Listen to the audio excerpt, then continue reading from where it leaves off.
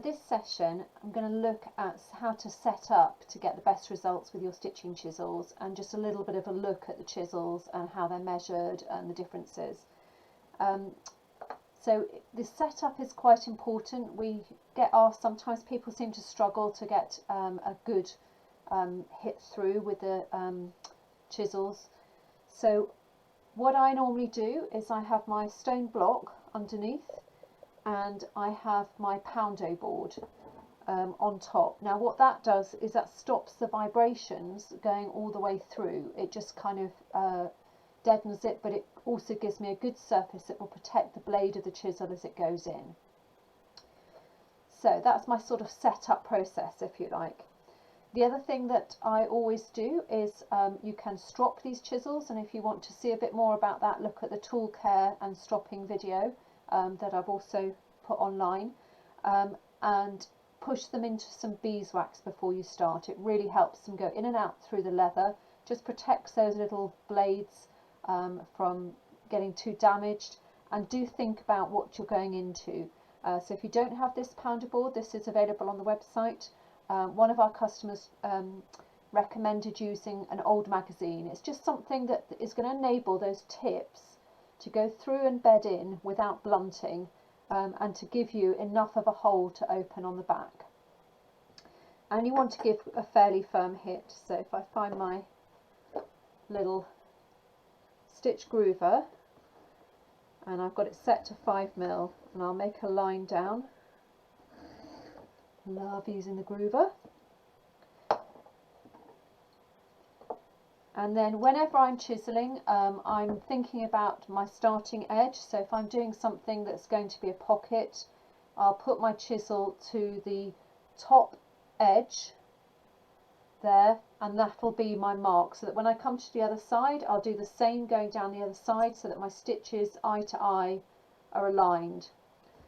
So starting with one of them off and butted up to the edge of the chisel, and I'm just going to hit now, so apologies if there's any vibration. So firm hit, and because my chisel was really nice and sharp, and because it had been through the beeswax, I've got a nice clean hit with not too much aggravation.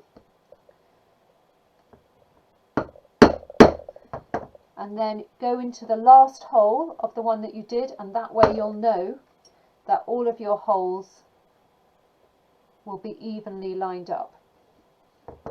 You want to make sure, if you take a break or you stop, just go back and slot the chisel in and make sure that your chisel angle is at in the same direction, and try to keep your chisel from spinning, to keep it facing the right way, again for an aesthetic look on your stitches. So that gives you your stitches. Now you'll see there I was using the 4 prong. We do sell up to 6 prong, and there are wider. The longer the shoulders are on the chisel, the more you might need to do a couple more hits. So you might need to angle to get the hit to go right the way through, because that pressure you're putting through on the hit is then spread over a wider point, if you like. So just make sure that your holes have actually gone through and opened on those end ones. Certainly for beginners and starting out, I would suggest that the 4 prong is a really good starting place. When you're coming to go around a corner, I have a little bit of a corner here, you might want to think about how you get around the corner when you've got a straight angled chisel. So this is a little tip of what I do, again coming in from the edge. You can hit where the corner is in a straightish line, and then where it goes around the corner, keep moving it back, and then as it gets onto the bend of the corner, just use the chisel, lean it into the last hole, and then lightly mark with the chisel the next holes along. So you're marking through, using the chisel to give you your spacing, using it as a stitch marker, and from that point you can then go and use your stitch awl.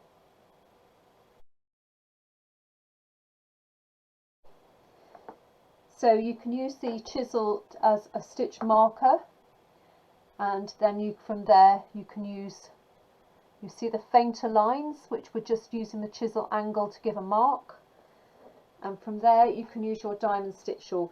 Now again, if you go into the hole of the last chisel that you've made, work out the angle that is, and make sure your grip on your stitch awl is echoing that angle. I like to stand up to do this, because you want your pressure on the stitch awl to be going straight down in much the way that the chisel is. And keep your fingers either side, because with the stitch awl particularly, it's tougher to pull out sometimes, and you don't want your leather to buckle. And there we have the holes made. So that's how you would get going around a corner. You can also buy a single prong chisel and a two prong chisel, which would give you a really neat flow around.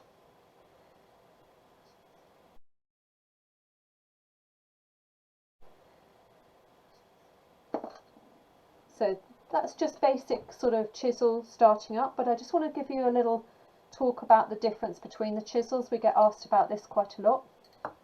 This is what we would call our standard chisel. It's kind of a medium price point. I'm sure you can probably get cheaper, but not all chisels are the same. These are made with hardened steel, so that these tips stay strong, they stay sharp a lot longer than cheaper versions. They can be stropped, which will keep the life of them going for a really long time, and they're just a better kind of quality, if you like.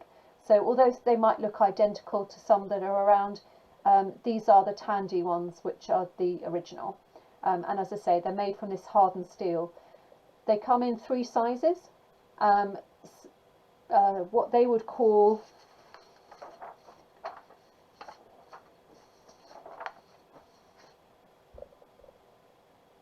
so these particular ones, they come in 3 sizes.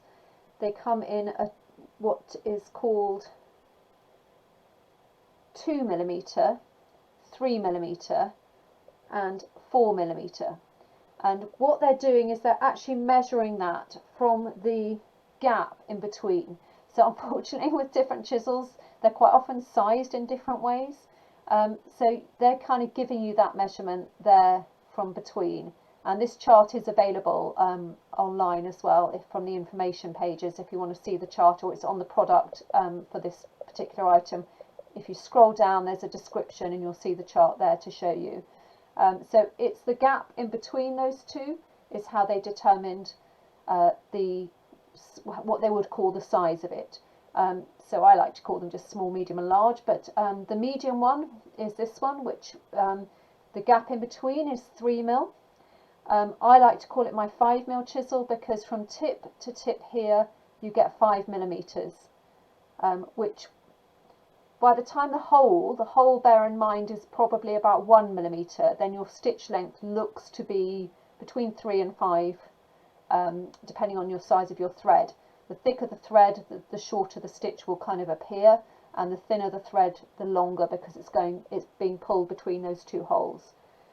So I would suggest probably this is a good starting one. So this is code 88045. And the 4 prong. I tend to use this for most projects because aesthetically it gives me a pleasing stitch length across, and I do also like the fact that because the holes work out to be 5mm apart, when I'm doing my pattern design I find that quite an easy way to work, because then I know it's in multiples of 5s. The larger stitch length I would use on thicker leathers. I'd probably use it on knife sheaths, anything where you've got quite a lot of stitching and you might want that longer looking stitch, and the smaller one you could use on finer leathers up to around, again it's a bit of a question of appearance really, but you might want a smaller looking stitch for a smaller project like a passport case, something like that. If you were wanting to do more finer stitches, so these can work on pretty much most leathers. If you're using them on something like, I'd say you can use these probably up to about 2.5mm. If you're using it really thick on anything, if you're going through 3 layers like on a knife sheath, then I'd use the diamond stitch awl. So these are the other ones that we sell, which are called Profine. They're a lot more expensive, and again they're made of a really hard metal, and they're really lovely. They're really nice to use when you use them. So if you can stretch to it, they're quite a nice treat to have. Again, they've got this diamond tip, and again they come in different sizes. Now these ones are measured from the tip to the tip, so the measurements look slightly different on the side, and again I refer back to the chart. The smallest of these chisels is the same as the largest of these in terms of the stitch lengths it gives, and then you get two finer ones. Now these are great for using on the thinner leathers. They're great for watch straps and wallets, that kind of thing. They just give you a neater, smaller stitch, and they're clean and neat when you go through the thinner leathers. So I think I have a piece of thinner leather here, which was the one we did for the curve. So just again, these can be stropped, and again I would push them through the beeswax to give you longevity. And again you can see it's gone through. Pull that out and you've got a little fine stitch. So I have here a piece of our firm calf. Let's just do a groove on it. Now when you're using the thinner leathers and something that's got a little bit more softness, they can tend to bend and your line ends up very wobbly like that.